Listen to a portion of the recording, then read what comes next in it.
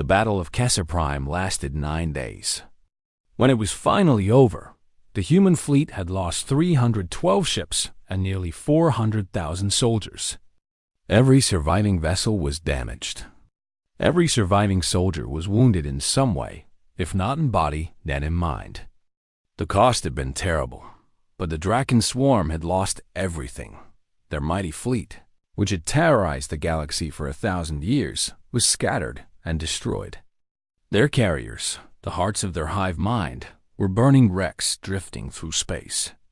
The survivors fled into the darkness between stars, carrying with them a new emotion they had never felt before: fear. On the surface of Kessa Prime, the fires were finally beginning to die.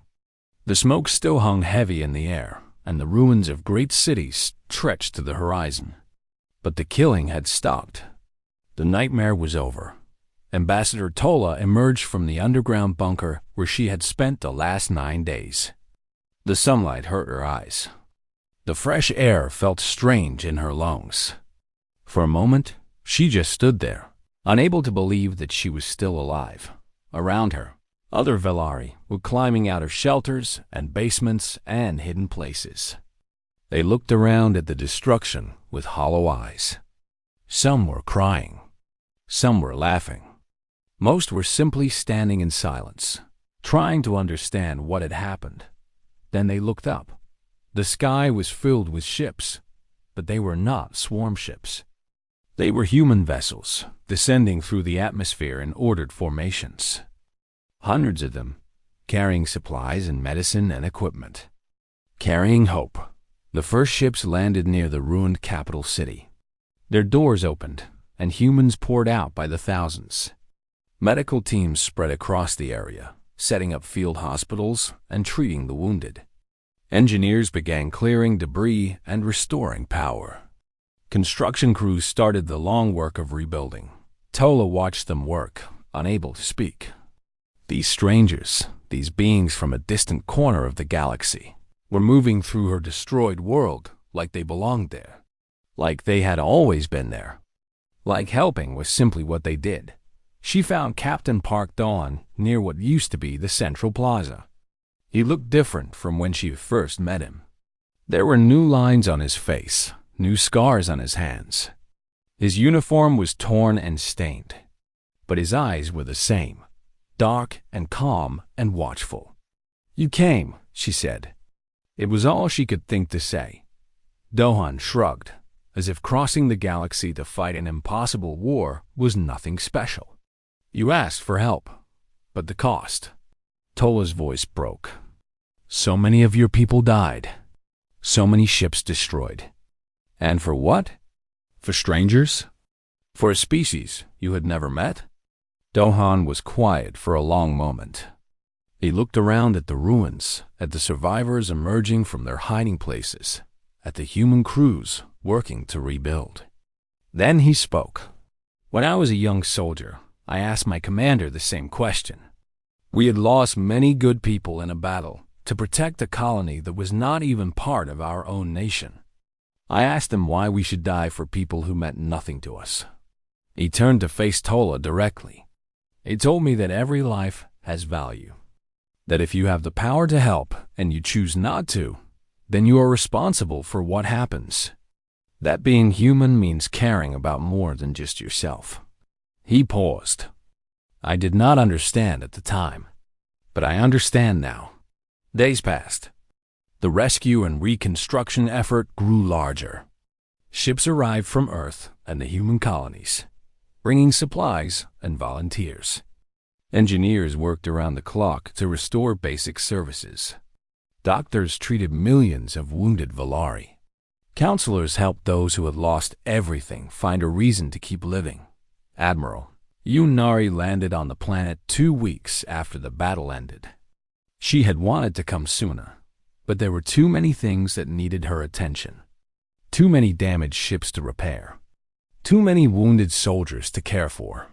Too many letters to write to the families of those who would not be coming home. She found Tola at the site, where they had decided to build a memorial. It was on a hill overlooking the capital city. A place where you could see both the destruction below and the rebuilding that was slowly transforming it. "Ambassador," Nari said, bowing slightly in the human fashion. "Admiral." Tola returned the bow. "I cannot find the words to thank you. What your people did, what they sacrificed, it is beyond anything I could have imagined." Nari looked out at the city below. "We did what anyone should do when they see others suffering. We helped, but no one else did," Tola said. The coalition refused. The Morith closed their borders. Every other power in the galaxy turned away. Only humanity answered. Nari was quiet for a moment. Then she smiled, a small, sad smile. "Humanity has not always been good. We have done terrible things to each other throughout our history. Wars, cruelty, destruction. But we have also learned.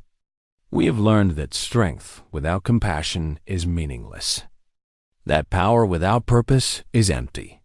That the true measure of a species is not how they treat their friends, but how they treat strangers in need."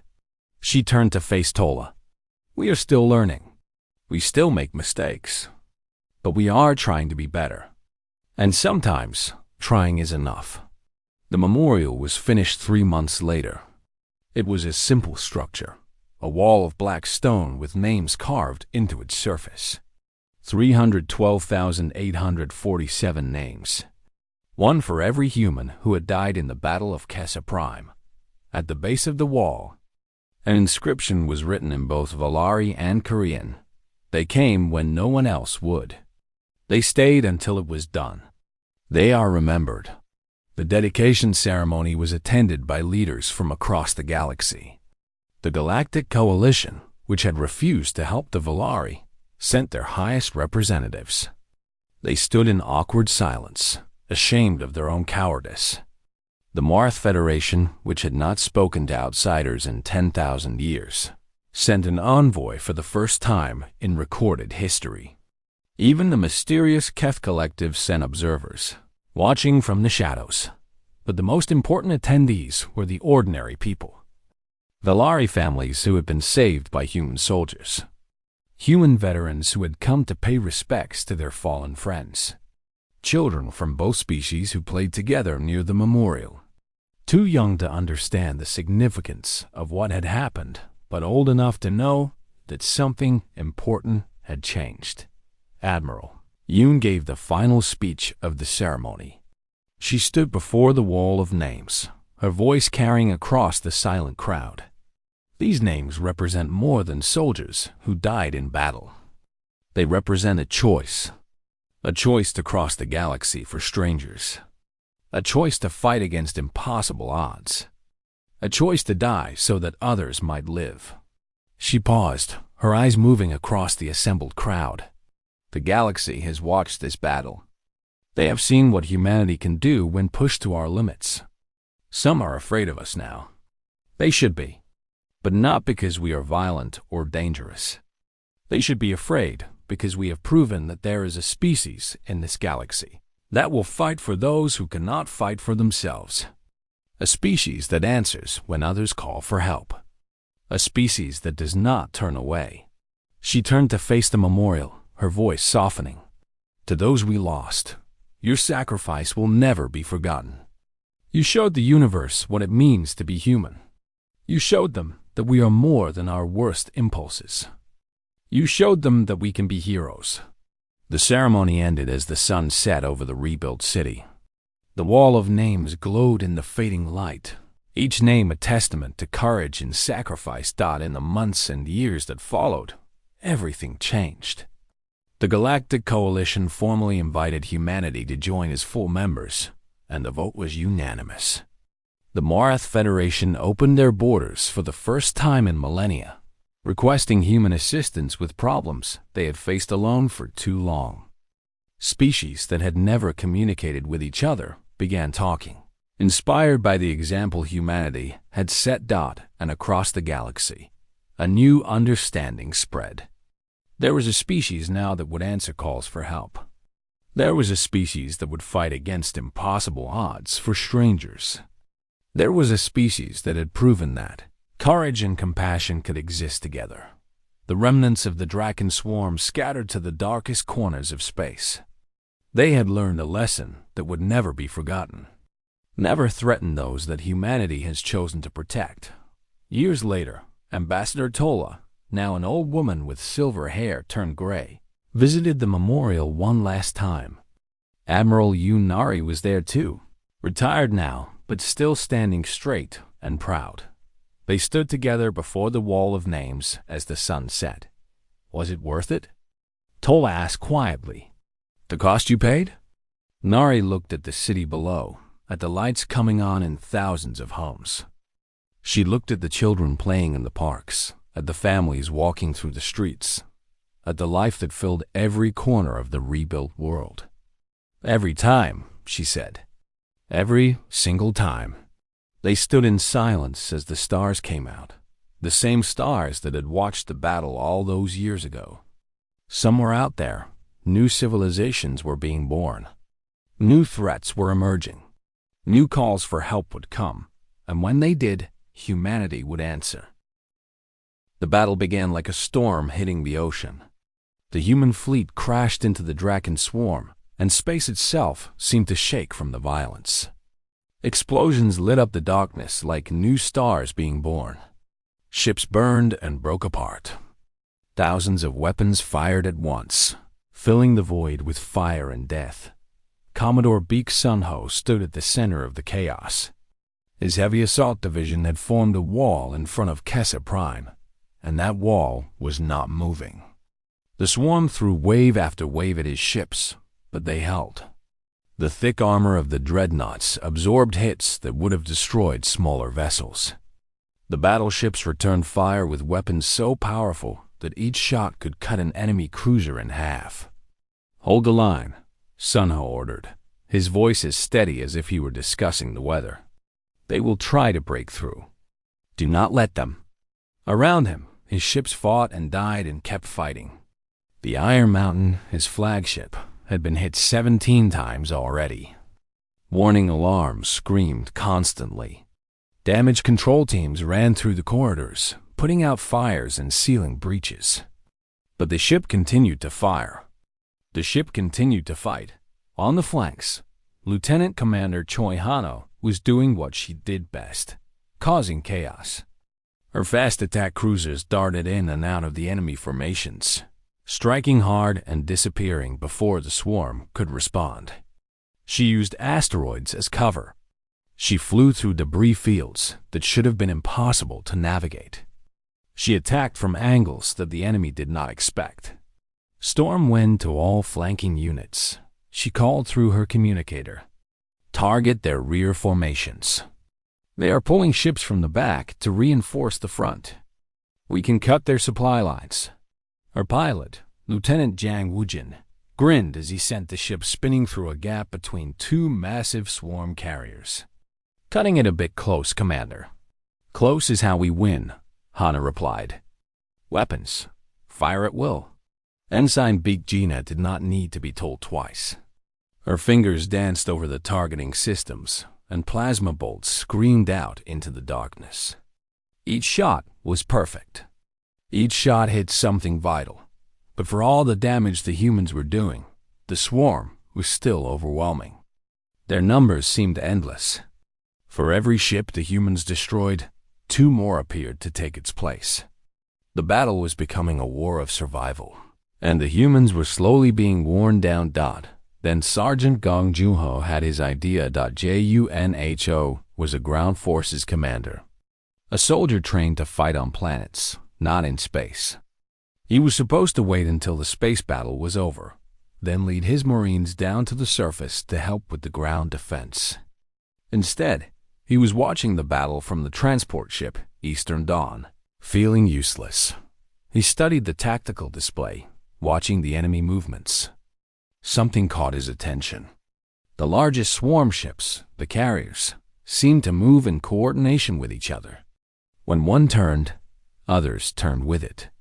When one accelerated, others matched its speed. They are connected, he said out loud.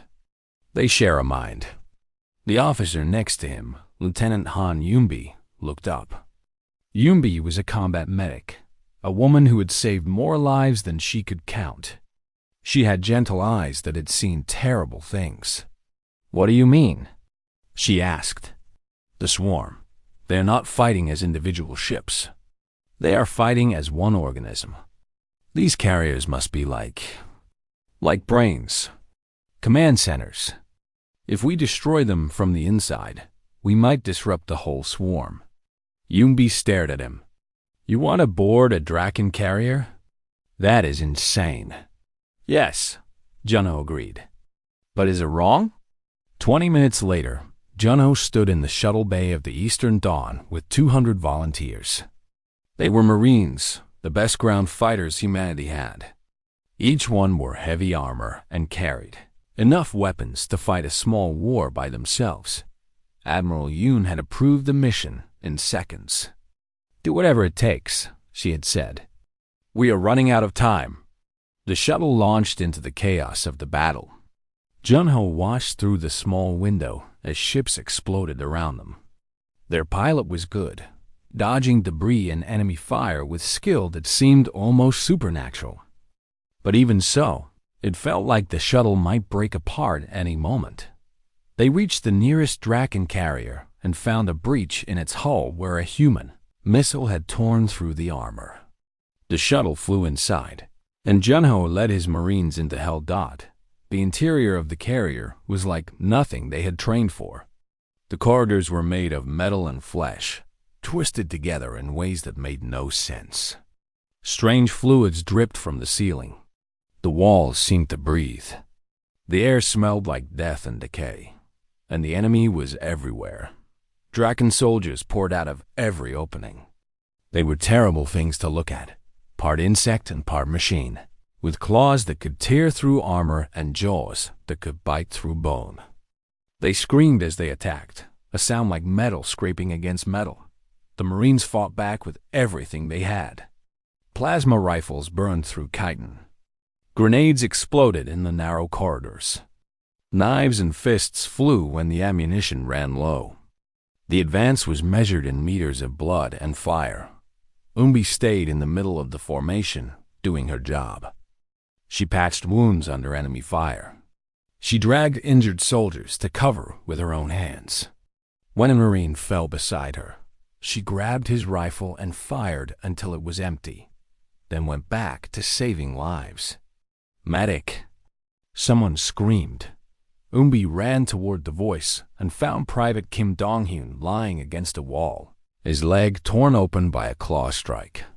She knelt beside him and went to work, her hands moving quickly and surely, even as weapons fire filled the air around her. "Am I going to die?" Dong-hyun asked, his voice weak. "Not today," Umbi said firmly. "I have not lost anyone yet, and you are not going to be the first." She finished the bandage and helped him stand. He leaned on her shoulder as they continued forward. The fighting lasted for hours. By the time they reached the carrier's core, only 43 Marines were still standing. They had lost more than 3/4 of their force, but they had made it. The core was a massive chamber at the center of the carrier. In the middle of the chamber was a pulsing mass of neural tissue, organic matter that glowed with strange light. Cables and wires connected it to every part of the ship. This was the brain of the carrier, the thing that linked it to the swarm's hive mind. Junho looked at his exhausted, wounded soldiers. They were covered in blood, both their own and the enemy's. Some could barely stand, but every single one of them was still ready to fight. "Plant the charges," he ordered. "Set them for remote detonation. We are leaving the same way we came in." They worked quickly, attaching explosives to the neural mass and the surrounding structures. When they were done, Junho activated his communicator. "This is Sergeant Gong Junho to Admiral Yoon. The charges are planted. We are ready to withdraw." There was a moment of silence. Then Yoon's voice came through. "Understood, Sergeant. Get your people out of there. Good luck." The retreat was even harder than the advance. The swarm knew now what they were trying to do. and they threw everything they had at stopping them. Marines fell with every step. The shuttle was waiting at the breach, but it felt like it was kilometers away. Umbi was hit 3 times during the retreat. Once in the shoulder, once in the side, once in the leg. Each time she kept moving. Each time she refused to fall. Junho was the last one onto the shuttle. He turned and looked back at the corridor filled with dead Marines and dead swarm soldiers. Then he pressed the detonator. The carrier exploded from the inside out. The neural mass was destroyed instantly, and with it, the connection to the swarm's hive mind. A shockwave rippled through the enemy fleet. Thousands of ships suddenly lost coordination. They began to fly erratically, crashing into each other, spinning out of control. On the bridge of the unyielding spirit, Admiral Yoon saw the chaos spreading through the enemy formation. She understood immediately what had happened. "All ships, attack now," she ordered. "Maximum firepower. Hit them while they are confused." The human fleet surged forward. Without coordination, the swarm was vulnerable. Ships that had been deadly hunters became confused prey. The humans struck with everything they had, tearing through formations that had seemed unbreakable moments before. Yoon herself led a strike force into the heart of the swarm. The unyielding spirit took hit after hit, but she refused to retreat. When the bridge was breached by enemy boarding pods, she grabbed a rifle and fought alongside her crew, defending her ship with her own hands. The battle raged through the night and into the dawn. But slowly, steadily, the tide turned. More carriers were destroyed, each one creating more chaos in the swarm's coordination. The enemy began to pull back, then to scatter, then to run. By sunrise on Kessa Prime, the Draken swarm was broken. The human armada emerged from hyperspace at the edge of the Kessa system, and what they found made even the most experienced soldiers go silent. The darkness of space was filled with enemy ships.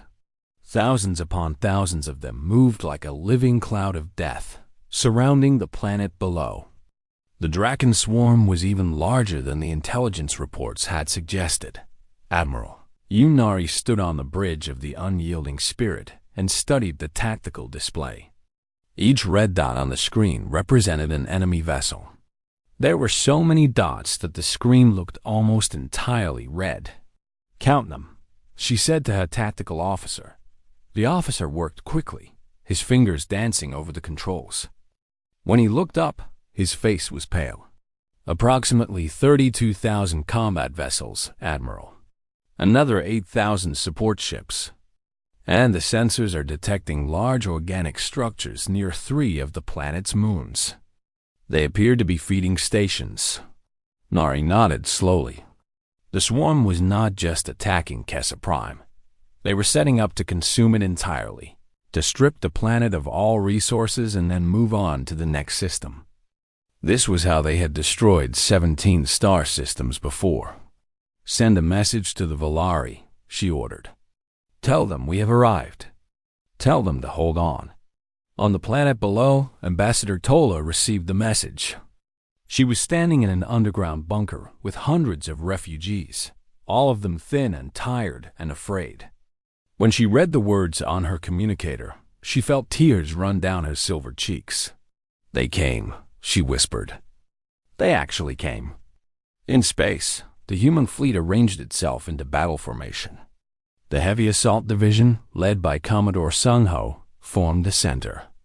They would be the wall that the swarm would have to break through to reach the planet. The fast attack cruisers, led by Lieutenant Commander Hana, spread out on the flanks, ready to strike and retreat.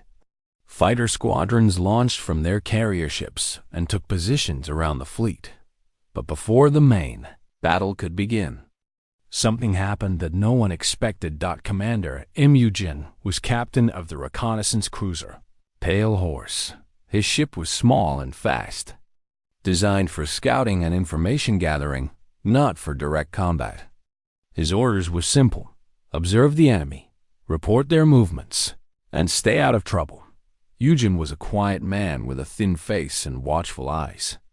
He had joined the military because he wanted to explore space, not because he wanted to fight. But sometimes life did not care what you wanted. His sensor operator, a young woman named Asio Minji, suddenly called out, "Captain, I am detecting a large group of Valari life signs moving through Sector 7. It looks like a refugee convoy, maybe 50 transport ships." Eugen looked at the display. The convoy was trying to escape from one of the damaged moons, probably heading toward a distant colony where they might be safe. But between them and safety was a Draken patrol. 47 interceptor ships moving fast, heading straight for the helpless transports. "How long until the patrol reaches them?" Eugen asked. Minji did our calculations. "About 8 minutes, sir. The convoy will not make it. They are too slow. Can the main fleet send help?" "Negative, sir. They are too far away. Even at maximum speed, the closest ship would arrive in 20 minutes. Eugen looked at the display for a long moment. The refugee convoy contained maybe 10,000 Valari civilians. Children, parents, elderly, wounded. They had no weapons. They had no way to defend themselves. In 8 minutes, they would all be dead. His pilot, a young man named Shin Boyang, spoke up.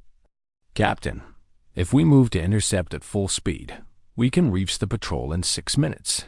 One ship against 47? Asked Chief Engineer Ko Taiwan, a large man with oil-stained hands. "That is suicide." "I know," Eugen said quietly. Then he stood up from his chair. "All hands, battle stations. We are going to buy that convoy some time." No one argued. No one complained. They had all volunteered for this mission. They all knew what it meant to be human. The pale horse shot forward, its engines burning at maximum power. The little scout ship tore through space like a bullet, heading straight for the enemy patrol. Minji rerouted power from life support to the weapons systems. The ship would get cold soon, but they would have more firepower. Tomawan worked frantically in the engine room, pushing the reactor harder than it was designed to go. Boyan flew the ship with everything he had. Using every trick he had learned in his years as a pilot, they reached the patrol, 2 minutes before it would have reached the convoy. Eugen did not hesitate. Open fire. The pale horse was designed for reconnaissance, but it still had weapons. Plasma cannons flashed. Missiles launched. The first volley tore through 3 enemy ships before they even knew they were being attacked. The swarm responded instantly. All 44 remaining interceptors turned away from the convoy and focused on this new threat. They swarmed around the pale horse like angry insects, firing their weapons from every direction. The ship shook violently as hits struck the hull.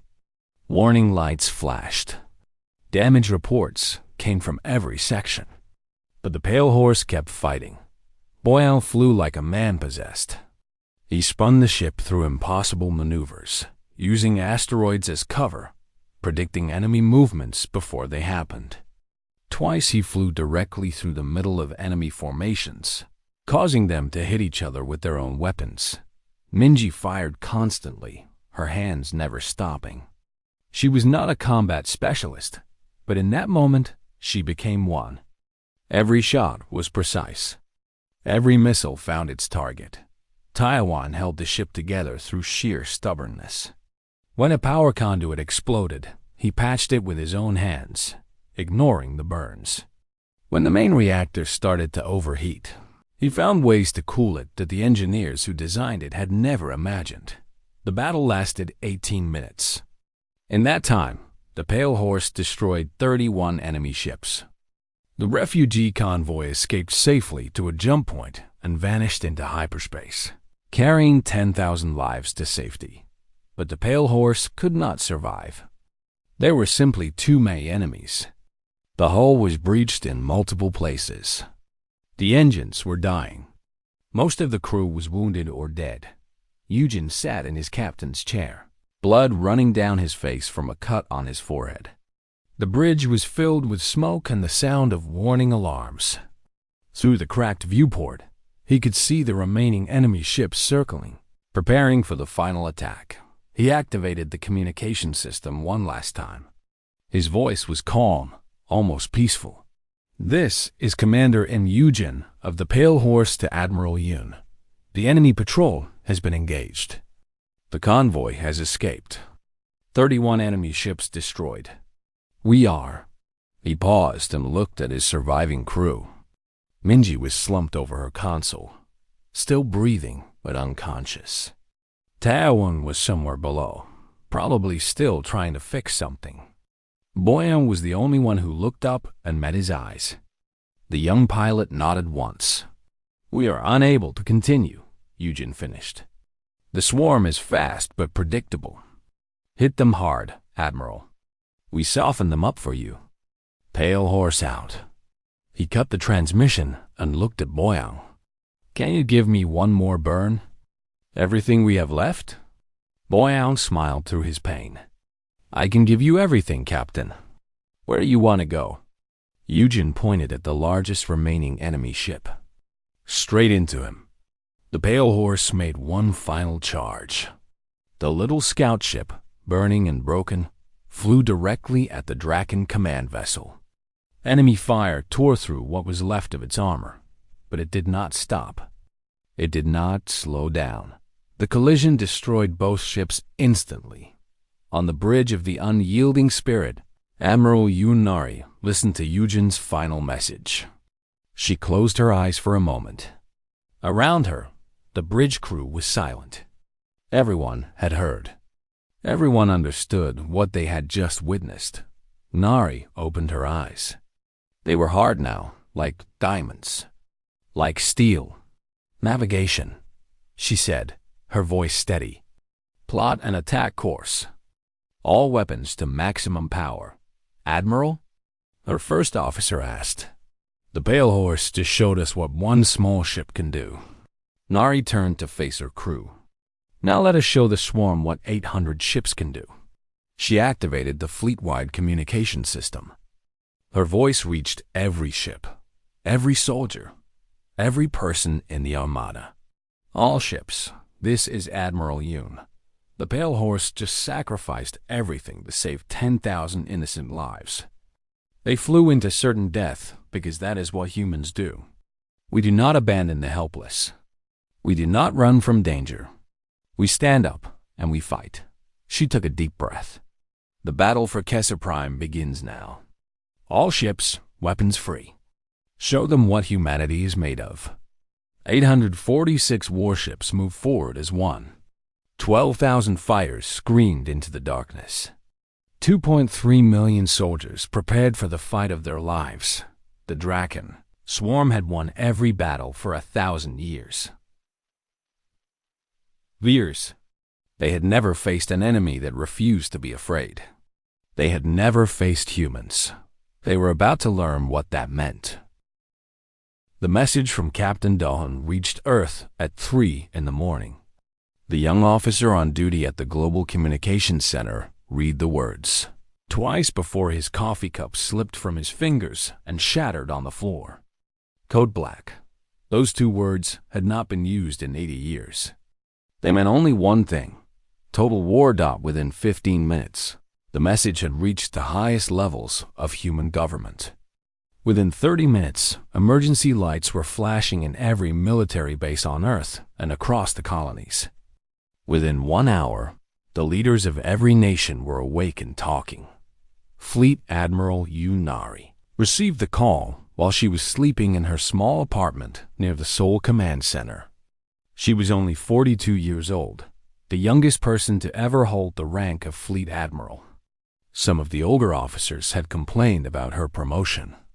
They said she was too young, too untested. But those who had served with her knew the truth.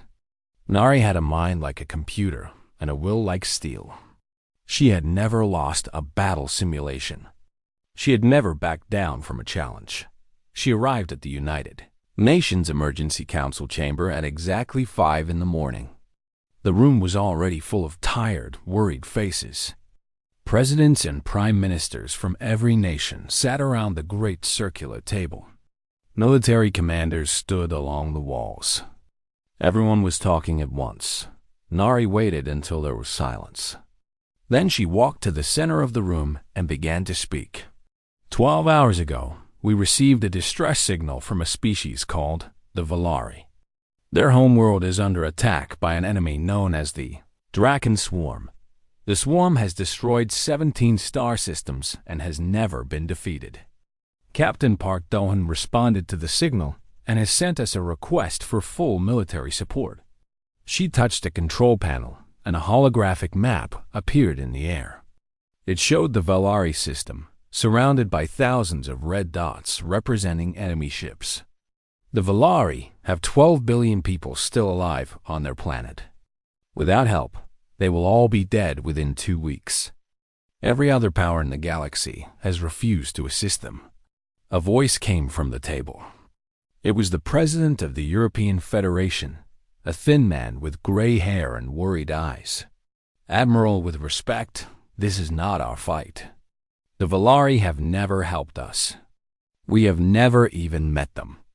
Why should we send our soldiers to die for strangers on the other side of the galaxy? Nari looked at him calmly.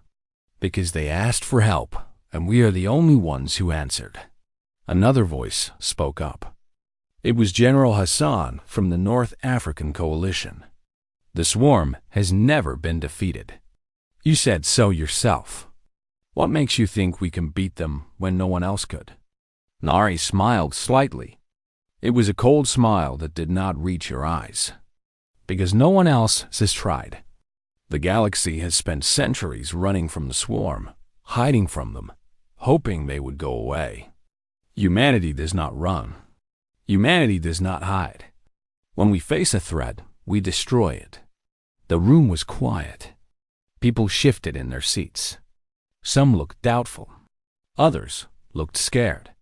But a few, especially the military commanders, were nodding slowly.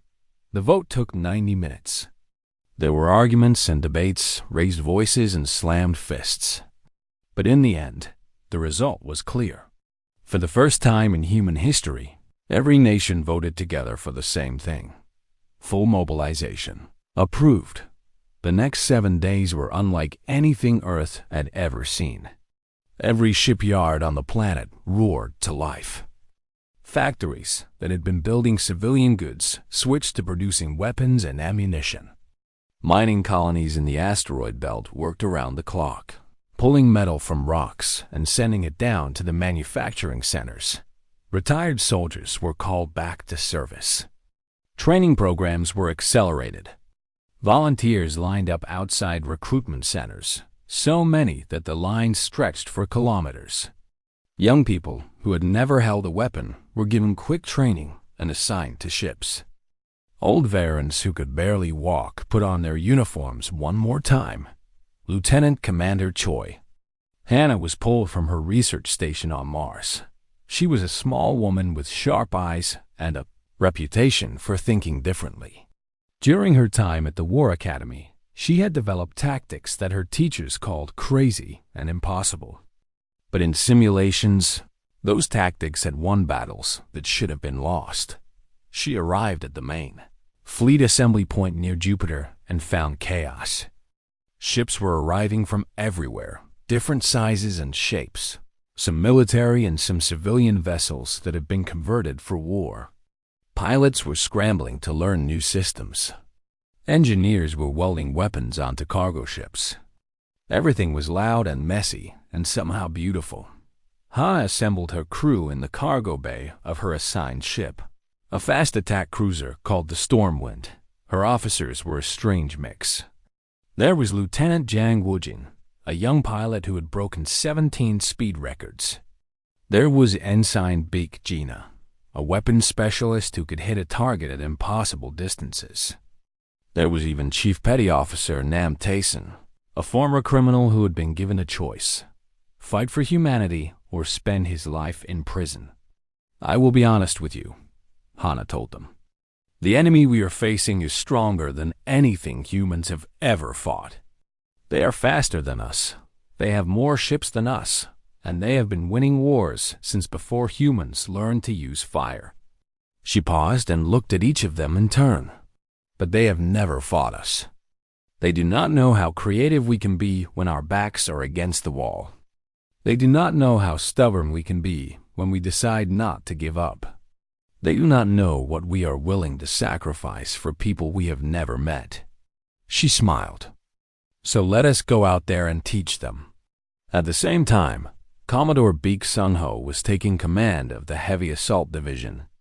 Sunho was 63 years old, with white hair and a face like carved stone. He had fought in every major human conflict for the past 40 years. His body was more scar tissue than original skin. He walked with a slight limp from an old injury that he refused to have fixed. His division consisted of the largest warships humanity had ever built. These were not fast or agile ships. They were floating fortresses, covered in armor so thick that most weapons bounced off without doing damage. Each one carried enough firepower to destroy a small moon. Sunho stood on the bridge of his flagship, the Iron Mountain, and watched his fleet assemble. 112 heavy cruisers, 48 battleships, and 8 dreadnoughts. The dreadnoughts were the biggest ships in the human fleet, each one 3 kilometers long and carrying weapons that could burn through planetary shields. His first officer, Commander Kang Subin, approached with a datapad. Sir, the final numbers are in. 847 warships total, 12,000 fighter craft, and 2.3 million soldiers. We also have 300 support vessels carrying supplies, medical equipment, and repair materials. Sunho nodded slowly. It is the largest fleet humanity has ever assembled. Yes, sir. Do you think it will be enough? Sunho was quiet for a moment. Then he spoke. When I was young, I fought in a war on Earth. My unit was surrounded, outnumbered, and we had almost no ammunition left. Everyone said we were dead. But we held our position for 6 days until help arrived. Do you know why? Subin shook her head. Because we were too stupid to know we were supposed to lose. Sunho almost smiled. Humanity has always been too stupid to know when to give up. That is our greatest strength. On the 7th day, the fleet was ready. 847 ships hung in space near Jupiter, arranged in perfect formation. Fighter craft circled them like swarms of insects. Transport ships carried the soldiers, who would fight on the ground if needed. Admiral Yunari stood on the bridge of her flagship, the Unyielding Spirit, and looked out at her fleet. It was a magnificent sight. The ships gleamed under the distant light of the sun, their weapons powered up, their engines ready to jump. She activated the fleet-wide communication system. Her voice would reach every ship, every soldier, every person who was about to jump into the unknown. 200 years ago, humanity looked up at the stars and wondered if we were alone. Today, we know the answer. We are not alone. And today, someone out there needs our help. She paused, letting her words sink in. The galaxy thinks we are young. The galaxy thinks we are primitive. The galaxy thinks we are violent and dangerous and unpredictable. Her voice grew stronger. They are right about one thing. We are dangerous. But we are dangerous to those who threaten the innocent. We are dangerous to those who prey on the weak. We are dangerous to those who think they can hurt others without consequences. Today, we show the Draken Swarm what happens when you make an enemy of humanity. Today, we show the galaxy that when innocent people cry out for help, humans answer. She took a deep breath. All ships, prepare for jump. May whatever gods you believe in watch over us. For Earth, for humanity. For those who cannot fight for themselves. 847 ships disappeared into hyperspace at the same moment. The journey to Kessa Prime would take 3 days. The Draken Swarm did not know what was coming. They had never been challenged. They had never been afraid. They were about to learn new feelings. The sky above Kessa Prime was burning. Great pillars of fire rose from the cities below, and the smoke was so thick that Ambassador Tola could no longer see the stars. She stood at the window of her chamber, her silver skin reflecting the orange glow of destruction. Her hands were shaking. They had been shaking for 3 days now. The Draken swarm had arrived without warning. One moment, the Valari people were living their peaceful lives. The next moment, thousands of dark shapes appeared in the sky. The swarm ships looked like nightmares made real. They were part metal and part flesh, twisted creatures of chitin and steel that moved like hungry insects across the void of space. Tala had sent messages to every major power in the galaxy. She had begged the Galactic Coalition for help. She had pleaded with the ancient Morith Federation. She had even contacted the mysterious Kef Collective, who had not spoken to outsiders in 1,000 years. The answers were all the same. No one would help. No one wanted to fight the Draken swarm. The swarm had destroyed 17 star systems. They had never been defeated. Every species they encountered either surrendered and became slaves, or they were eaten. There was no third option. The galaxy had learned to hide when the swarm came. They had learned to look away. Tola watched another city burn in the distance. She could hear the screams even from here, carried on the wind. 12 billion of her people were still alive on this planet. How many would be left by morning? How many would be left by the end of the week? Her assistant, a young Valari named Kira, entered the chamber. Kira's eyes were red from crying, but her voice was steady. Ambassador, the High Council has made their decision. Tala did not turn from the window. And what have they decided? They have authorized contact with the humans. For a long moment, Tola said nothing. The humans, a young species from a small planet at the edge of the galaxy. They had only been traveling through space for about 200 years. By galactic standards, they were children. The Valari High Council had forbidden contact with them decades ago. They were considered too violent, too unpredictable, too dangerous to themselves and others. But now, with everything else lost, the Council was desperate enough to try anything. Prepare the long-range transmitter, Tola said quietly. I will compose the message myself. She sat at her desk and stared at the blank screen for a long time. What could she say? How you ask strangers to die for you? The humans owed the Valari nothing. They had never even met. And the Valari had spent years calling humans primitive and barbaric in their official reports. In the end, Tola kept the message simple. She typed 5 words. We are dying. Please, help. She added the coordinates of Kessa Prime and the basic information about the swarm. Then she pressed send and watched the signal disappear into the darkness of space. Heading toward a small yellow star called Sol. 3 days passed. The swarm continued its attack. 2 more cities fell. The refugee camps were overflowing. Food was running low.